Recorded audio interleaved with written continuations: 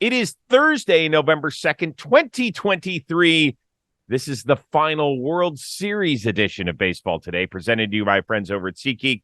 That is my man, Trevor Plouffe. I am Chris Rose, producer Dan, along for the ride as well, on what is a bittersweet day in the world of baseball, because we're not going to have a baseball game for many, many, many months, my man. It is bittersweet. I mean, I'm excited to have a little bit of time off, let our brains kind of relax a little bit. But at the same time, I just love the sport so much, and I love doing the show so much. Bittersweet's the perfect word for it, C. Rosie. Yeah, well, don't worry. The show's not going anywhere in the offseason. We'll talk about the plans coming up. But first, want to remind everybody that this show is indeed presented to you by our friends over at SeatGeek. And whether you're a newbie or a returning customer, you can save 10% right now by downloading the app if you haven't already done so on your phone, and using the code word JOHNBOY postseason, that is all caps, all one word. You will save 10% on your next purchase. Like I said, even if you're a returning customer, it's fine. You can use it as long as you haven't used the code before. You get to use this code. It's fresh and ready. No more MLB games you got to buy for, but NFL, college football, basketball, NHL, concert, whatever it is. Go save your 10% today. Meantime, I am wearing a Texas Rangers hat, I think probably for the first time ever at this time of year. Why? Because for the first time in the 63-year history of this franchise, which started in Washington, D.C. as an expansion club and moved to Arlington, Texas in 1972, they are sipping champagne. They get it done out in the desert in 5 games. It's happened! The Texas Rangers win the World Series!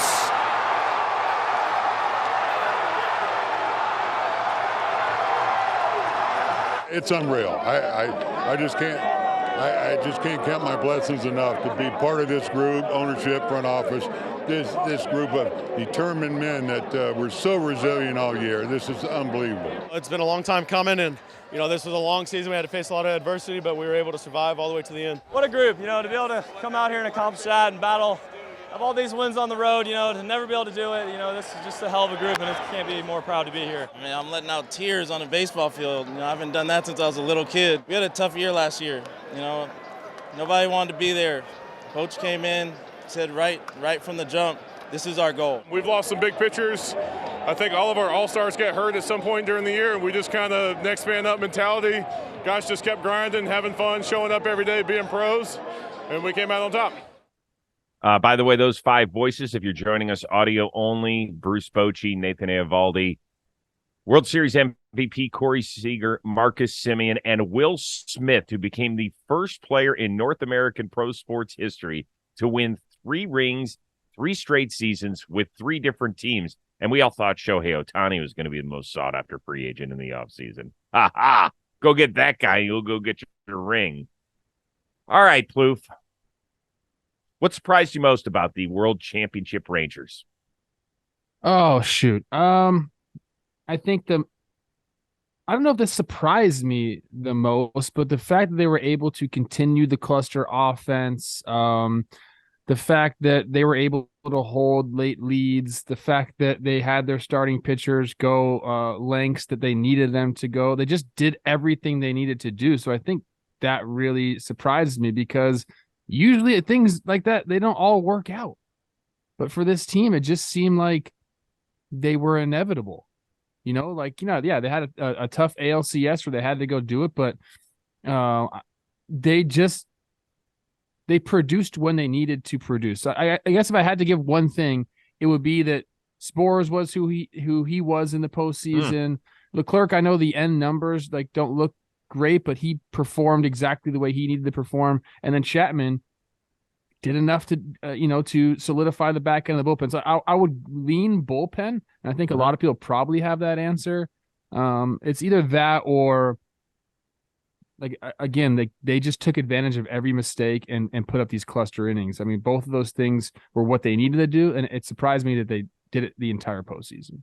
Yeah, I don't think a lot of us had Josh Spores on our bingo card as the guy who would be lifting his arms in the air victoriously at the conclusion of the World Series, particularly after his regular season, where his ERA was around 5.5, gave up only 1 run and I believe 12 postseason innings. So it always takes guys to kind of come out a little bit out of nowhere. There's got to be one or two per club, and he was one of them. So that I thought that was a nice little sight to see. I'm going to spin it back all the way to the last weekend in Seattle. And remember when they made the postseason for the first time since 2016? They had a big, big celebration, and they still had a game to go, right? If they had won, they were going to be division champs and get the bye. If they lost, they're going to have to go on the road, and we didn't know exactly where at the time, but it wasn't going to be easy. So there was that video that appeared of them spraying champagne and celebrating, and Brian McTaggart, who is a cheerleader for the Houston Astros while covering them for MLB.com, put that video out the next day when I believe Texas lost 1-0 to George Kirby, and Houston ended up winning its game out in Arizona, coincidentally, and winning the division. They're like, here's the difference between the two clubs.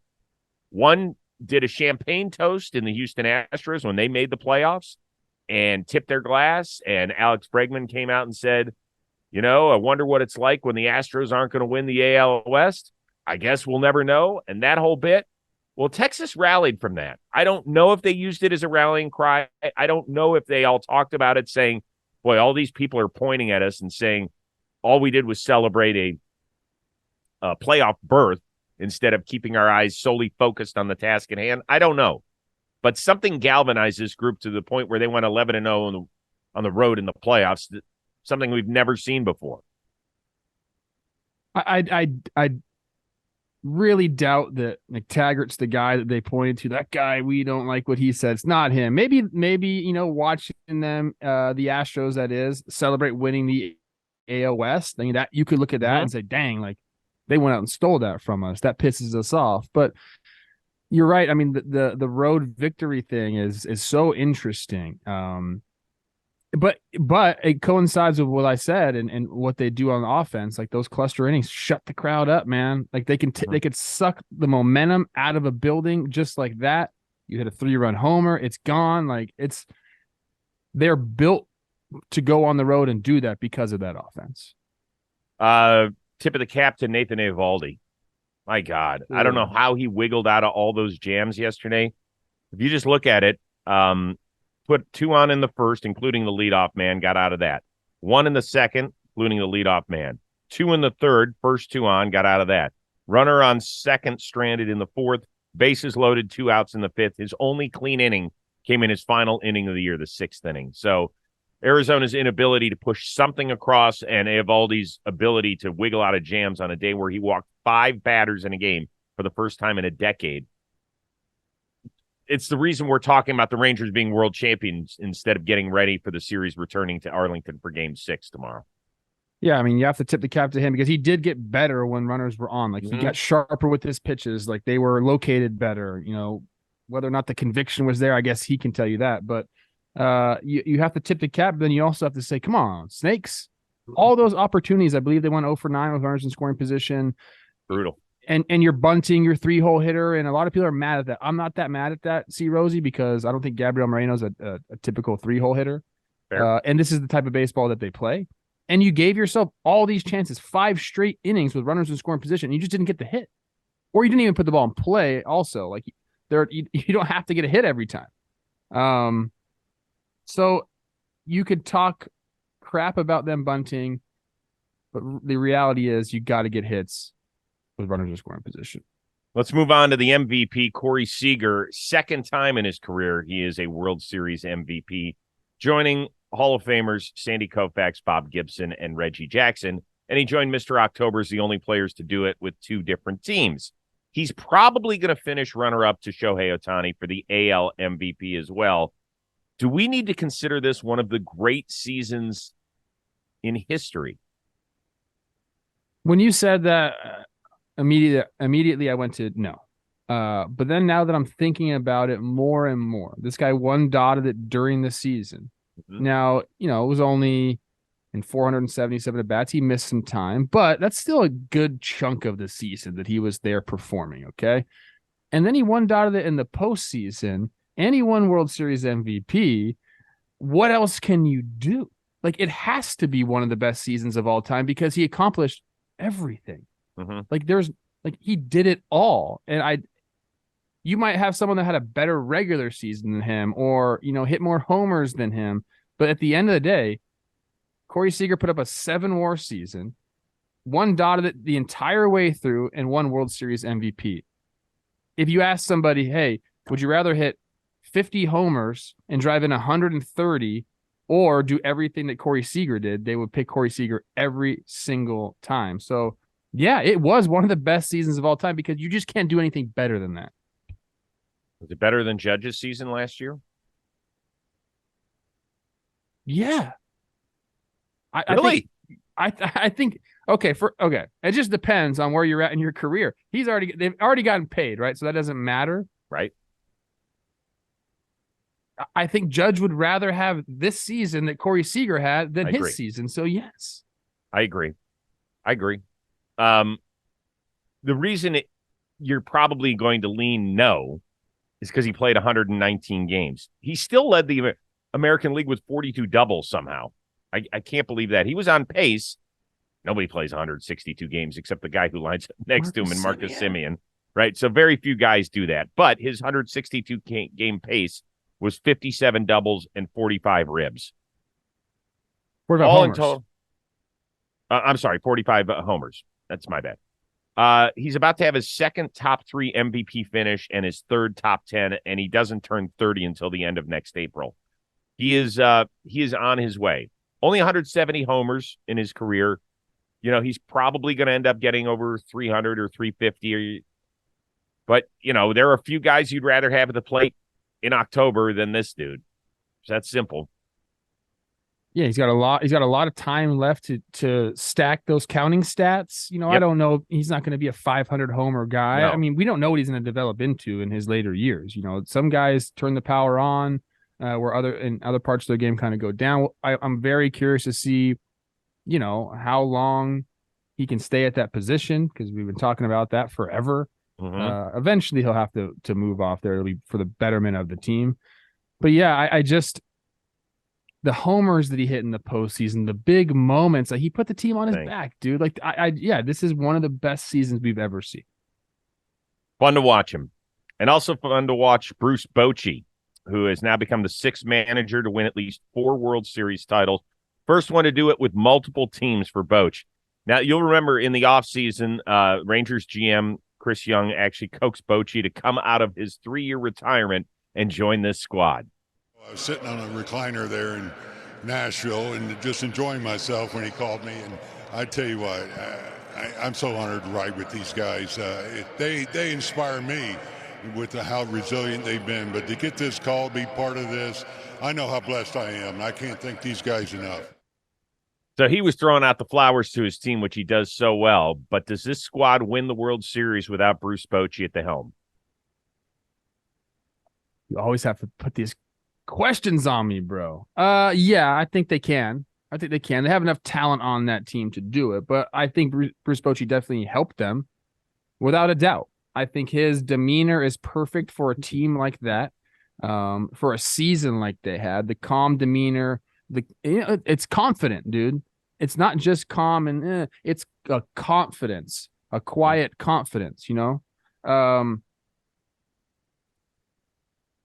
What they can draw from Bochy is his experience in the postseason and his winning ways. Bochy can go to them and say, hey, guys, I've had teams just like this, and we've won the whole thing. And the team has to believe him because it's true. A manager that hasn't gone through that could say those things, and you might get the boys fired up a little bit, but it's not for sure. Like it doesn't have the same weight as someone like Bochy saying it. He's like, I've been there, I've done it with a team like this, and we can go do the same thing. I think that gave them some inspiration during the year, during the tough times when things were going poorly. Bochy was able to keep them on the right path because he's been there before. And when guys have been there before, you tend to listen a little bit more. So I do think they had enough talent to do it, but I won't say that he had nothing to do with it. I think that he definitely helped them just with his demeanor and his previous playoff experience. The answer is no. I don't think they win it without him. I just don't. And part of it that made it the tipping point for me was Marcus Semien's interview earlier in this show. Did you hear him? He said last year we were miserable. Yep. Players hated being like, whoa. Guys hated being there. Wow. Now it's easier when you win it all to talk great about management and your manager and everything else. But you believe it with Bruce Bochy. We've been around the game long enough. You just don't hear bad things about the dude. Sometimes you'll hear he's one way in front of a camera or something. He's a different way in front of the team or with guys behind the scenes. That's not the feeling you get with Bruce Bochy at all. Like, you feel that whole drawl he's got working, and that's the way he talks to you, and he doesn't light you up, and he wants you to be a responsible man, and that's that. Just show up and play hard, and you know what? If we lose and we stack some losses here, world's not ending. It would have been easy for them, I think, to go out quickly in Tampa Bay. I really do. Having lost an opportunity to get that bye and win the AL West, and instead you got to fly halfway around the world, it felt like, from Seattle to Tampa against a good team. It would have been I had him losing in round 1 to Tampa. I mean, I understand what Marcus says, and he's trying to give his manager credit, but like, you didn't have Eovaldi, you didn't have deGrom, you didn't have Scherzer, you didn't have Montgomery, Josh Jung wasn't a thing, Evan Carter wasn't a thing. So like, all those guys, they make a happier clubhouse because you're going to win more. So like, you're miserable because you're losing. I get managers do make a difference in the vibe of a clubhouse, but what do we always say? Winning cures everything. Totally. But they didn't have all those guys for all the year, right? They had deGrom for 5 weeks. They had Scherzer for less than 2 months. They had Montgomery. Evan Carter for 5 days. Yeah. They had Jordan Montgomery for 2 months. So there were some up and down battles where it could have gotten sideways, but it never did. I mean, they led the AL West for most of the season. And then I give it to managers that can keep a clubhouse calm. I love that aspect, and I think Bruce definitely brings that to the table. But I remember, I would love to go back and look at our show the day that he signed with the Rangers. I'm sure I was like, Bruce, what are you doing? Like, you're joining a team that hasn't made the playoffs since 2016. Forget about everything else. Like, what? You're almost 70 years old. I'm sure you're enjoying life to a degree, but why in the world would a guy, and as you can see, like, Bruce doesn't get around great. Like, he's battling some physical ailments. What we don't see is him getting into Seattle at 3:30 in the morning, getting into Oakland at 2:25. Like, that stuff's not fun for young people, let alone guys who are almost 70 and have done it for decades. I really wondered out loud why the heck he was doing it and why a team that doesn't have the pedigree. But he must have known something. They sold the dream on him, and he bought it. Yep. He sold him the dream, and it's worked out. And I'm thrilled for him because he is a good dude. Really, really happy for him. And I'm happy for you. Why? We want to save you some money and feed your belly. Thanks to our friends over at Factor, which is America's #1 ready-to-eat meal kit. Can help you fuel up for breakfast or lunch on the go if you're busy during your workday, dinner as well. Chef-prepared, dietitian-approved, ready-to-eat meals are delivered straight to your door. I know a lot of you are trying to jam-pack a workday, pick up some kids, get them to practice, get them home from practice, music, whatever they're involved in. Or even if you're just flying solo these days and you don't like running to the grocery store and grabbing that shopping cart, you're like, geez, what else do I need to just make one meal that I'm going to eat in 7 minutes anyway? Well, Factor can help save all that chaos in your life.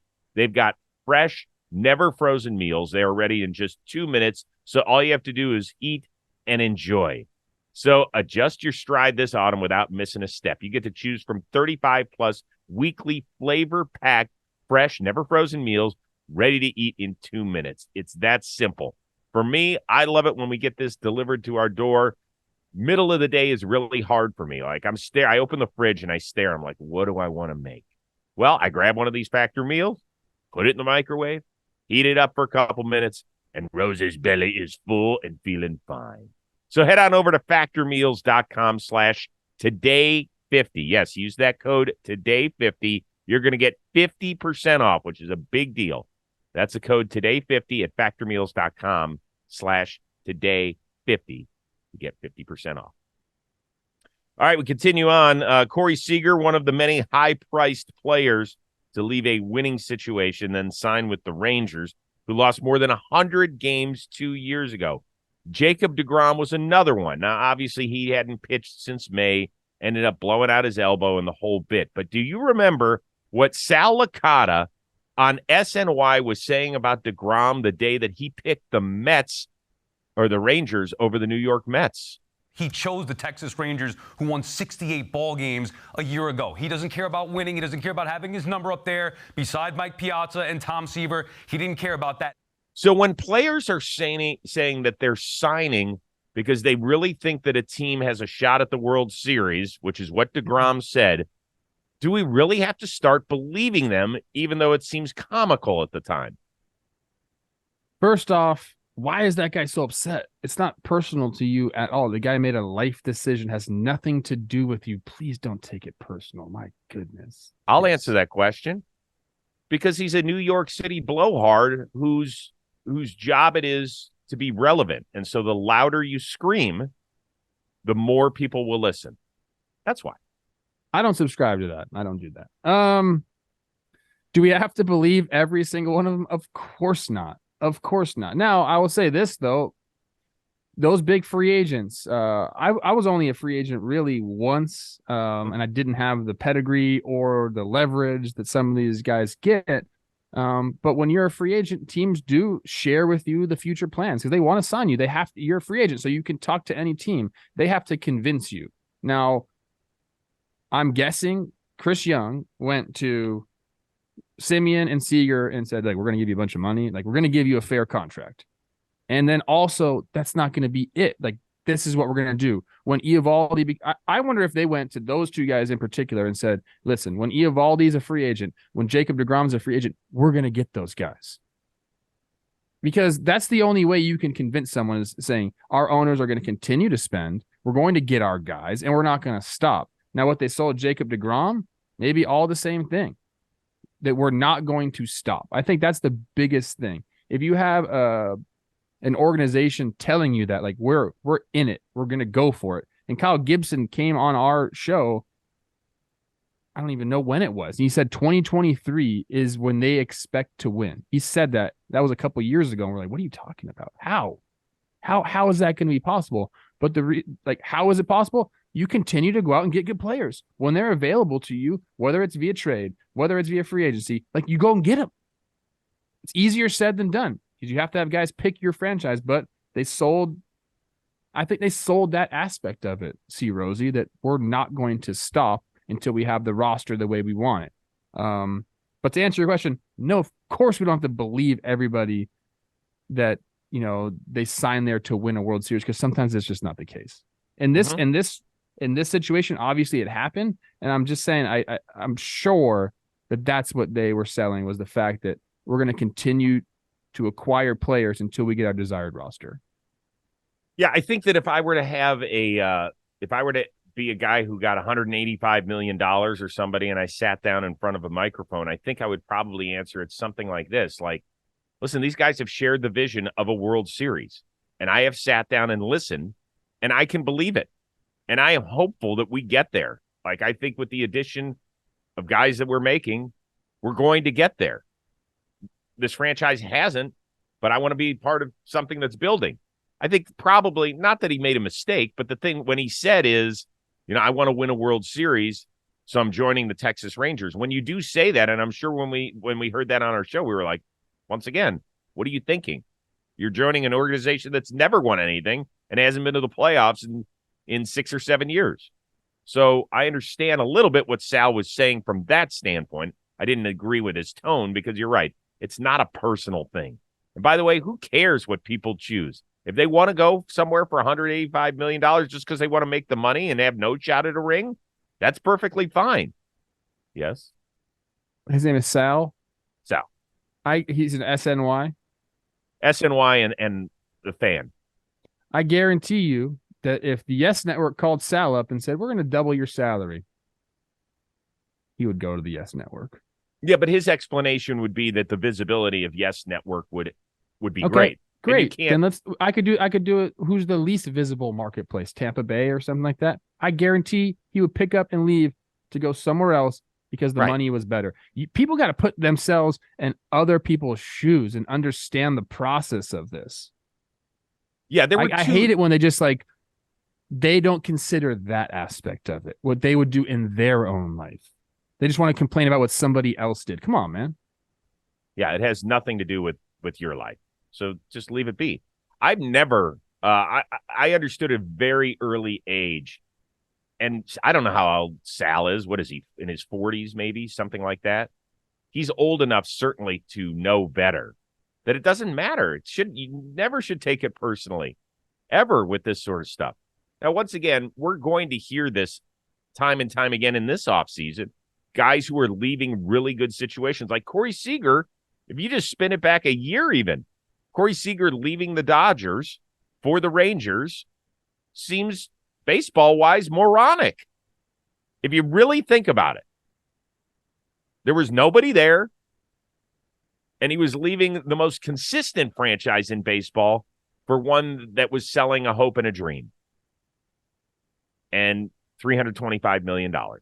That's what I was going to say. They offered him 10 years, $325. It's people.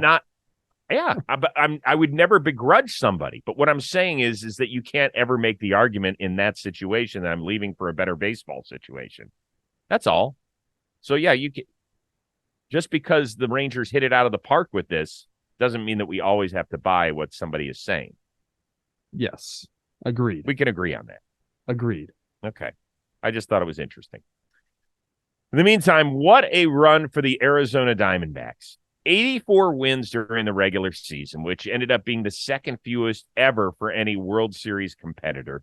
They made it all the way to Game 5 of the World Series. Their skipper, Torey Lovullo, on how he's feeling after the loss. I just want to run away and hide for a few days. I want to go camping and just sit in the tent and suck my thumb, and eat ice cream. Is that the weirdest answer you guys have ever had right there? Oh, boy. I loved it. I thought it was great. What'd you learn about the Diamondbacks this year, and is it sustainable? I learned that they adapted to the new brand of baseball, the pickoff limitations, the shift limitations. I think they understood that better than a lot of different teams with their chaos model of baseball and offense. I learned that they have 3 pretty dang good starting pitchers that they can draw off this season. I learned that they're resilient and have some superstars on their team, guys that we're going to be talking about for a long time.